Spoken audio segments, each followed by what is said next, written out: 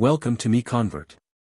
In this tutorial, I will show you how to convert VRML files to GLTF format, completely free and online. Open your browser and search for VRML to GLTF MiConvert.com. Click on the first result to go straight to the converter.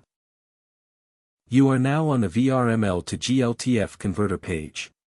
The interface is clean and easy to use. Let's upload a file. Click the Choose File button. A file picker will open. Select the VRML file you want to convert, then click Open.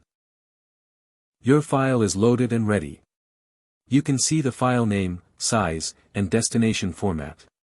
Click Convert now to start the conversion. The conversion is in progress.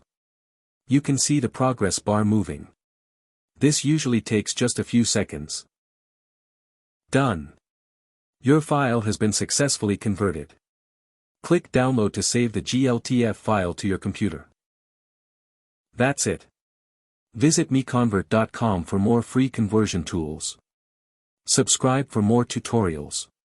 Thanks for watching.